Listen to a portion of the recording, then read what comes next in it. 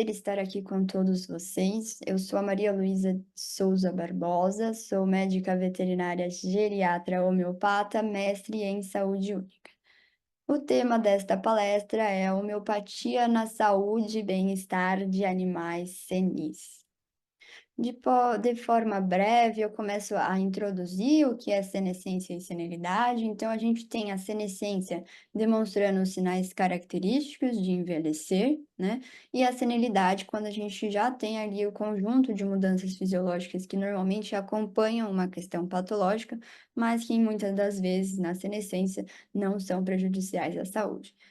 O ramo que busca prevenir, acompanhar os aspectos de envelhecer seriam os profissionais da área da gerontologia. Porém, quando a gente já tem uma anomalia, uma doença num animal senil, são os profissionais geriátricos que fazem o tratamento adequado. Ambas as profissões, né, as especializações, caminham juntos para aí ofertar melhores condições de vida e um tratamento refinado ao animal. Aqui, levando em consideração a senescência, né, algo que é comum, e a senilidade, algo que já seria patológico, eu trouxe o animal senil apresentando de forma comum a perda de musculatura, a sarcopenia, mas não é comum a gente ver os tremores associados. Pode ser ansiedade, pode ser sobrecarga do membro, pode ser também uma doença neurodegenerativa atuando ali como Parkinson. Em quase todas as espécies, a perda de peso é iminente, não é normal a gente ver obesidade. A questão do apetite ser mais seletivo em animais idosos pode ser um sinal característico, né, inicial de alguma doença. Então, lembrando que o check-up deve ser mantido de forma anual, né, em animais sadios ou com outra frequência, em animais que necessitem dessa frequência, né. Não é comum a gente ver eles comerem bastante. É fácil associar com endocrinopatias ou até distúrbios comportamentais crônicos de compulsão alimentar. Eles bebem bastante água, apresentam polidipecia, né? E não é normal eles beberem pouca água, é até prejudicial para a saúde deles. São animais que passam a maior parte do tempo dormindo, então tem uma diminuição da mobilidade, muitas das vezes acompanha artrite, artrose, né? Eh, Diminuição de espaço intervertebral, eles têm restrição de exercício, mas precisa verificar se essa restrição de exercício realmente é algo patológico, dor, ou é comportamental, eles tentando chamar a atenção para subir num determinado objeto, por exemplo. Eu já vi muitas das vezes animais que quando o tutor está na sala, ele chora para subir no sofá. Agora, se ele tá sozinho e quer subir no sofá, ele sobe sem problema nenhum. O que não é comum é vocalizar e ter desequilíbrio, pode ser sinal de alguma doença neurológica. Os velhinhos, né, os cães mais idosos, eles apresentam opacificação de córnea, que varia bastante em relação à genética, né, ao hábito de vida deste animal. Também vemos alguns com blefaroespasmo. Então, será que aquilo realmente é uma ceratoconjuntivite seca, uma conjuntivite alérgica, ou aquele animal foi exposto a um ar-condicionado, ventilador, passeios de carro com a janela aberta, algo que ele não está acostumado, né? Então, precisa organizar as ideias em relação ao histórico para a gente conseguir entender o que melhor está acontecendo. A perda dentária acompanha, é até um marcador de idade para nós veterinários que pegamos animais sem históricos, mas inflamação, pus, já é uma doença periodontal que precisa ser tratada. Mas não é incomum a gente ver animais sem dentes, bem velhinhos e sem nenhuma alteração na parte gengival. Então, eles ficam com o pelame rarefeito, né? Tem a opacificação desses pelos, perde o brilho, chega até ficar com alguns pelinhos brancos. Mas não é normal a gente ver alopecia. Então, pode ser uma dermatofitose, algum distúrbio endócrino, hipotiroidismo, hiperadrenocorticismo, quando a gente se depara com animaizinhos que têm a cauda de rato, por exemplo, né? Não é incomum a gente fazer monitoria de prescrição de cosméticos para melhorar o aspecto do pelo, equilibrar a microbiota da pele dos animais quando eles entram na ala da geriatria ou gerontologia. Aqui eu trouxe alguns estudos, né, demonstrando as principais alterações que acometem por sistema. Então, a gente tem a cavidade oral, sistema digestório, mostrando as principais doenças que acompanham esses sistemas, né? E ali temos um levantamento das principais doenças que acometem. Cardiopatia e hepatopatia estão em grande escala na maioria das espécies. Agora, pensar em saúde e bem-estar animal com a abordagem homeopática é pensar que, assim, o homeopata, ele trabalha com a saúde animal num estado de harmonia vital, né? Então, se o animal está em equilíbrio com o ambiente, a gente consegue verificar essa tradução de harmonia por seus aspectos fisiológicos e comportamentais. Então, sabendo desse princípio, a gente consegue regular as funções do organismo quando desequilibrado para que volte a um estado de harmonia e não tenha mais doença, ou que se previnam as doenças. Identificando principalmente quais são as necessidades básicas do animal, porque hoje em dia, tendo os animais como companhia, acaba que a gente deposita muitas maneiras humanas na questão da domesticação e civilização desses animais que estão conosco, né? O estudo de bem-estar, ele pode ser aplicado para avaliar a melhora da qualidade de vida de um indivíduo ou de um grupo. Então, já peguei animaizinhos que latiam demais e acabavam interferindo na vida do tutor e de seus vizinhos, sendo um problema até para a questão de locação, né, mudança de casa por conta dessa característica do animal. Então, é isso que a gente às vezes insere, né, estava ocasionando um distúrbio no bem-estar não só do animal, como também de seu responsável. E a homeopatia entra principalmente nessas questões de etologia para manter uma gestão familiar adequada. Eu trouxe aqui alguns dos meus estudos, né, e trouxe também a homeopatia como uma especialidade médica reconhecida como ciência pelo CRMV, e é uma das terapias que mais buscam a qualidade de vida e bem-estar dos animais. Bom, agora que vocês foram abordados por um veterinário homeopata, a questão é: vocês sabem o que é homeopatia? Porque, assim, falar de homeopatia é muito bom, é ótimo para mim, que já sei como trabalhar com essa modalidade, mas para quem nunca ouviu, acaba sendo um bicho de sete cabeças, né? Até por conta dos nossos pilares. Hahnemann, Samuel Hahnemann, o criador da homeopatia em 1976, ele tinha o princípio de similia similibus curantur. Então, ele tratava pela lei dos semelhantes, através de uma experimentação no indivíduo sadio, com um medicamento único em doses infinitas.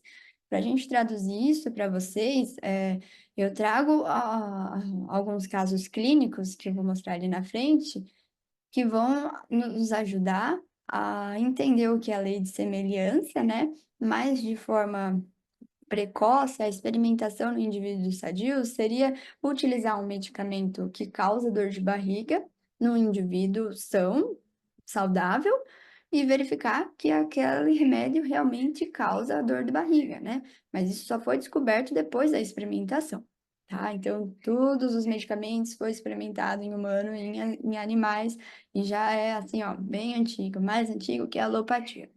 Nós buscamos sempre repertorizar a questão mental a fim de encontrar um medicamento que cubra todos os sintomas físicos de forma única, né? Então, vendo o indivíduo como um ser único, então, a minha dor de cabeça não é igual à sua dor de cabeça, eu tenho uma personalidade, um comportamento, e o meu medicamento é diferente do seu. Mas claro que de forma aguda, as duas pessoas vão na farmácia e tomam um remédio alopático, uma dipirona, um Dorflex, para acessar, para mascarar aquilo que a gente está sentindo, né? E quando a gente encontra o nosso medicamento simílio, todas as nossas alterações acabam sendo manipuladas em um único frasco, o que vai ser desenvolvido com o decorrer do tempo, no acompanhamento, através das potências. Então, uma doença física, a gente entra numa potência mais baixa, CICH. Uma doença já de cunho hereditário, que a mãe passou para o filho, né? A questão epigenética, até mesmo distúrbios comportamentais, a gente já parte para uma análise psíquica de potência alta. Então, ela atua dos menos nobres, dos órgãos mais nobres, perdão, para os menos nobres. Então, a cardiopatia, ela é um órgão, está num órgão nobre, o coração. O fígado, o rim são órgãos nobres. E a doença vai ser exteriorizada para os órgãos menos nobres, de forma precoce, né? E aqui, nesses bowls, para a gente entender melhor sobre a frase e o estágio final da doença é no físico, eu trouxe os outros três campos que envolvem o adoecer. Então, a gente tem as nossas relações, né, o dia a dia, a nossa rotina, o trabalho, as amizades, a casa, que a gente pode traduzir como energético, o mental, como que a nossa cabeça acompanha tudo isso, como a nossa cabeça metaboliza, como são os nossos pensamentos, destrutivos ou positivos, e o emocional, quando a gente tem e sente a emoção. Só que muitas das vezes a gente só se depara quando que estamos doentes no emocional e no físico, porque se você tem um distúrbio psíquico, você acha em alguns segundos que você está doida, mas já conversa sobre aquilo e fica bem. Só que quando a emoção fala mais alto e você não consegue controlar os seus próprios pensamentos, aí você já vai no psicólogo para poder tomar algum medicamento pensando na depressão, né? Agora, imagina a depressão silenciosa se instalando no físico e te mostrando um câncer. Então, são essas etapas, a gente descasca a casca da cebola para a gente conseguir ir na origem da doença. Eu trouxe aqui alguns dos meus pacientes. A primeira da foto, essa gata cinza, bem peluda, dos olhos azuis, ela é um animal, um felino, fêmea de 7 anos, que às vezes ela vomitava. Então ela comia bastante e o tutor achava que depois dela comer muito ela tinha o vômito. Só que ela chegou para mim porque ela estava enfesada, estava retendo fezes, né? Estava com fecaloma. E a gente começou a inserir a ela na gerontologia, né? Já pensando no aspecto destrutivo da geriatria, uma doença instalada. E depois da abordagem homeopática, a gente tratou a questão física, mas também comportamental. Era uma gata que se escondia facilmente quando vinha visita, bastante assustada e medrosa, e depois da repertorização dos sintomas mentais e físicos, a gente conseguiu mudar a, a gestão familiar daquele animal. Então, era um animal que socializava, mais carinhosa, não tinha tanto medo, e se tornou até uma qualidade de vida para ela. Ao lado a gente tem a Ariel, que é uma gatinha senil já, com 15 anos. Ela tinha sido adotada de uma protetora e lá eles relataram que ela tinha tido 2 AVCs, então ela tinha artrite reumatoide, ocasionando os distúrbios de senilidade nela, né? Só que há um tempo ela começou a fazer xixi e cocô fora da caixa, que é um sintoma característico de síndrome cognitiva senil, né? Ela também vomitava, às vezes tinha alguma alteração na consistência das fezes, e quando ela subia no sofá ou quando ela ia acordar e levantava, ela tinha desequilíbrio, né? Apetite seletivo, sarcopenia, perda de peso, até então estava tudo saudável, os exames tudo ok. Só que chegou um momento que ela parou de comer, ficou sem se alimentar por 24 horas, e os tutores dela não queriam internar.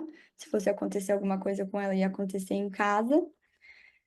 E a gente ofereceu o suporte, né? Como que a gente faz com que o tutor lide com aquilo? Eles tinham tempo e atenção destinada a ela e o que eu poderia dar para ajudar nesse fim da vida. E foi tranquilo, então, para a gente entender a aplicabilidade da geriatria e a homeopatia na vida deste animal. Agora, essa paciente ao lado, com o acesso canulado, ela já tinha uma idade muito avançada, 22 anos, viveu a vida super bem. No ultrassom dela não tinham alterações muito fidedignas, exacerbantes ou graves, ela só era renal. Ela estava com uma ureia e creatinina bastante alta, sem se alimentar e vomitando.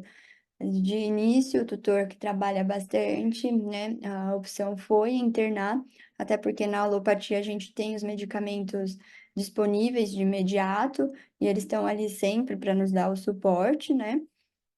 Diferente da homeopatia, que às vezes precisa manipular o medicamento, né? Não é fácil encontrar um homeopata de plantão e para agendar uma consulta de um atendimento urgente é um tanto mais difícil.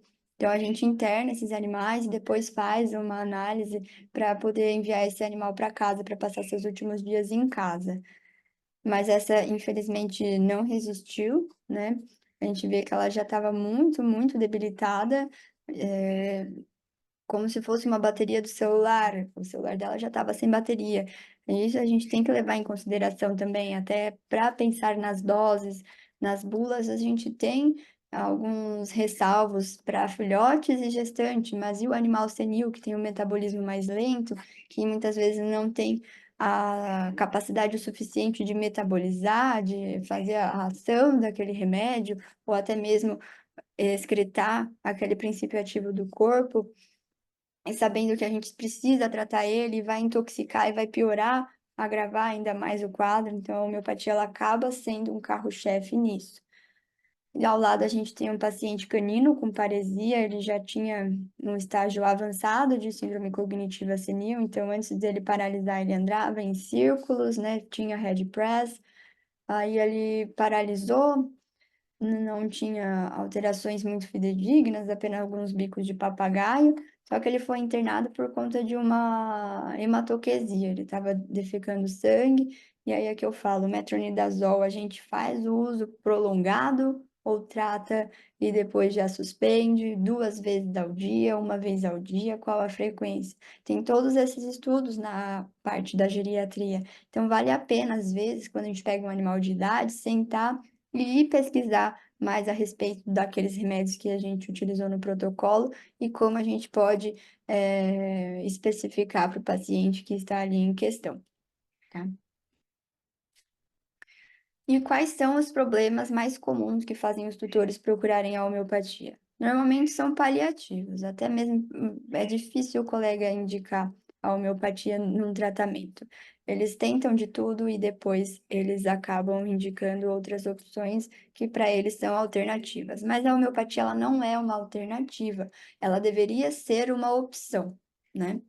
Ah, porque é uma opção, porém pouco divulgada agora que ela está crescendo ainda mais, que a gente pode até dizer das perspectivas de colocar a homeopatia como uma matéria na graduação, para que os estudantes saibam como lidar, ou pelo menos o que é a homeopatia. Até porque para você se tornar homeopata, para você conseguir entender e falar com propriedade, é necessário os estudos de pós-graduação, né? Com carga horária reconhecida, para depois tentar uma prova de título, por exemplo, porque a comissão de homeopatia ela é bastante rigorosa e clara. Na clínica de cão e gato, 70% dos animais que eu atendo são da ala da geriatria, mas os outros colegas em estudos, né, de principais casos tratados com homeopatia, a gente vê bastante transtorno de comportamento. E também temos uma questão de indicação da terapeuta homeopática quando os animais têm dificuldade de ingerir os medicamentos alopáticos. Então, a gente utiliza glóbulos de açúcar, ah, conta-gotas em teor alcoólico, tem outras apresentações, mas são menos comuns.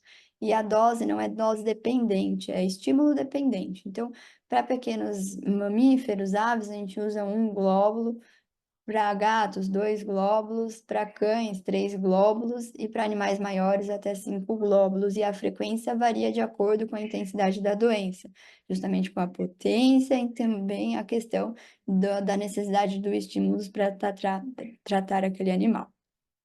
Levar em consideração o metabolismo de cada espécie, então, no mecanismo de ação, a gente sabe que os que metabolizam mais rápido vão ter um resultado mais rápido, então, por mais que ele ainda não tenha feito um efeito, vale a pena a gente já fazer uma outra dose ou esperar com que o organismo dele tenha ali um resultado apenas com uma dose única, por exemplo, né?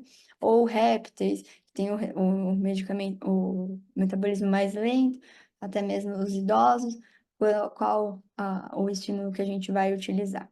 Porque normalmente a gente verifica que os tratamentos agudos têm o tratamento rápido e o crônico um tratamento mais longo, né?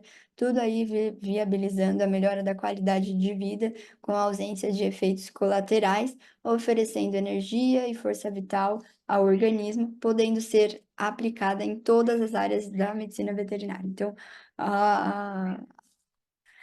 o capim, que é dado para o bovino se alimentar, ele foi tratado com homeopatia também, né? Ah, o bovino, que vai ser nosso alimento também, então ele é orgânico.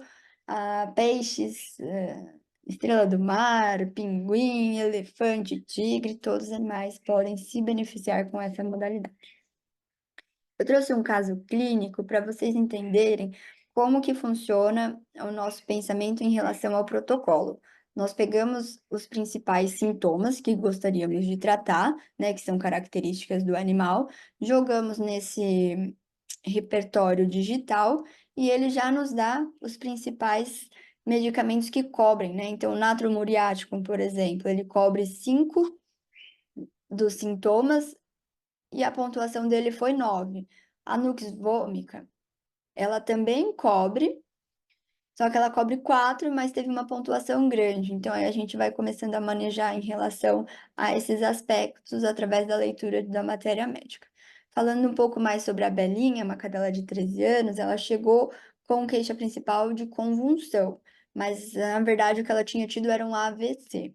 Então, o crânio dela tava, a cabeça dela estava voltada para a cervical, né? Quase um opistótono, assim, querendo dizer. E estava com os membros espásticos, tinha nistagmo, inconsciente. A gente internou ela, fizemos sorinho, começamos com um método Plus de homeopatia, então, como é estímulo dependente, a gente coloca os glóbulos, 5 glóbulos em 200 ml de água, dilui e vai ofertando a cada 10 minutos aquele princípio ativo que vai reverter o quadro do animal. Então, eu entrei com um plus para ela, que ajudou a voltar a inervação pelo canal medular, e depois eu repertorizei para saber qual o medicamento que nós íamos utilizar. Depois de retornar o corpo dela ao normal, né? Ela já estava tentando dar alguns passos, mas ela estava com incontinência urinária.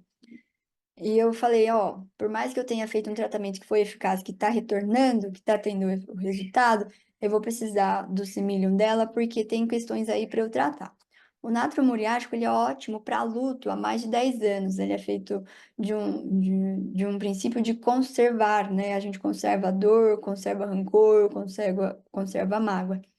E essa cadelinha, ela era da sogra do tutor que tinha falecido há 10 anos e ela estava abandonada e eles acolheram ela. Como cães, eles são fiéis, e muitas das vezes, por mais que a gente ofereça bem-estar, é, eles jamais trairão o seu tutor principal, né? Aqueles que eles escolheram ser fiéis.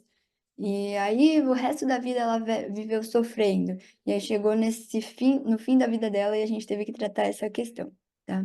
Mas em associação, entrei com a barita carbônica, que é ótimo para sequelas de AVC, pensando principalmente no retorno nervoso ou questão locomotora e cognitiva. Então, eu trouxe a matéria médica da barita carbônica, que é o medicamento que maior cobre a geriatria, né? Então, são animais que apresentam menos valia, inferioridade, são inseguros, tímidos.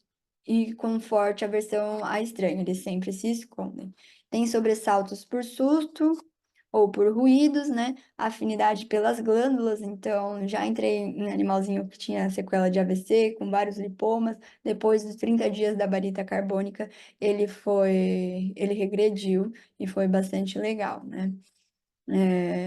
Diminuir a dor de afecções cancerosas, são animais friorentos, útil para restabelecer a energia nervosa depois do AVC, com falta de ação do reto, apresentam tosse crônica, paralisia pulmonar, sufocação e lipomas. Então, a gente faz essa análise para ver se enquadra no quadro clínico e encontramos o medicamento.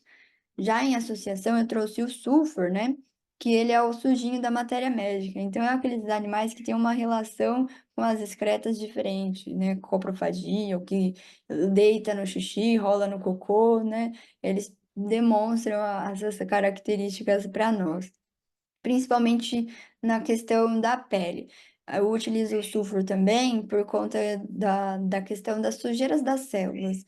Assim como nós urinamos e defecamos, as células também produzem os seus dejetos. E para onde que vai esses dejetos? Para as amiloidoses sistêmicas, né? Acumuladas nos principais órgãos, nos órgãos nobres, na questão do envelhecer. Então, a gente vai fazendo essa drenagem aí com os medicamentos homeopáticos, com o mecanismo detox. Aqui tá um. Opa, peraí. Puxa. Ó, a gente tem um animalzinho com AVC, né? Ele antes e ele depois da homeopatia. Então, ele tinha, ó, vou voltar aqui. Ele tinha desequilíbrio, não ficava em estação. Olha como ele estava. Tudo bem que a tosa favoreceu o resultado, mas foi diagnosticado com AVC e o medicamento foi a barita carbônica, porque a gente não tinha muito histórico da questão comportamental, né? E eu trouxe para vocês o repertório digital, mas a gente consegue fazer isso através de um livro, tá? Então a gente pega os sintomas, vê os medicamentos que cobrem aquele sintoma e começamos a repertorizar. Então, aqui um caso clínico de livro, né? Ó, a melhora foi depois de 4 horas. Ele teve o AVC, foi para internação, a gente começou o Plus, e aí, depois de 4 horas, deu até para dar banho e tosar. Aqui, opa, o sulfuro são essas lesões de pele, tá? Então, animal com seborreia, ele tinha obesidade também. A gente entrou com o sulfur para tratar principalmente a pele, porque são raros a gente fazer detox, é mais na questão da medicina humana. A gente utiliza os detox quando o animal já vem para nós com um tempo árduo de uso de antibióticos, aí às vezes a gente precisa desintoxicar para o medicamento homeopático fazer efeito com excelência. Mas aqui foi mais pensando na questão da pele, né, que a gente entrou com o sulfur, e também na geriatria. Então, tá vendo assim, são dois animais idosos, um chegou com AVC e não tinha nenhuma dermatopatia, e o outro já estava bem e tinha dermatopatia, então são medicamentos diferentes. Aqui eu trouxe um sagui, né, que ele tinha um pouco de declínio cognitivo, Parkinson, era um tanto medroso, mas ele interagia. E a gente entrou com o arsênico, pensando na questão cognitiva dele, do Parkinson mesmo, dos tremores que faziam com que ele tivesse desequilíbrio. Puxa. Então, de forma clara, toda a arte da terapia homeopática consiste na aplicação da lei dos semelhantes, né?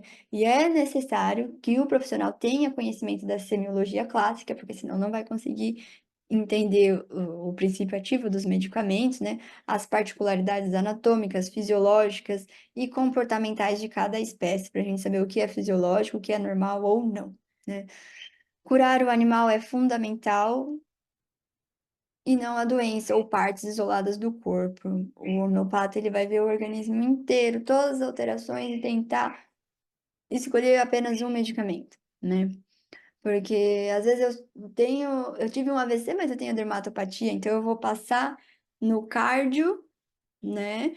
E vou passar também no dermato, e aí cada um vai usar um medicamento, e será que a gente vai conversar sobre o que é melhor para o animal, né? Tem que fazer uma tabela, por mais que o animal esteja em contato com outro profissional, se comuniquem, façam o que é melhor para a pessoa que vai administrar aquele medicamento e também para o organismo do animal, tá?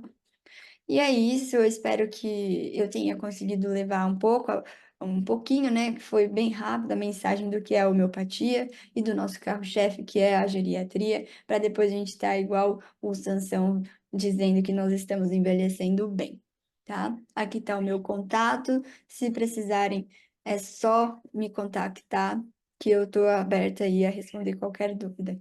Muito obrigada.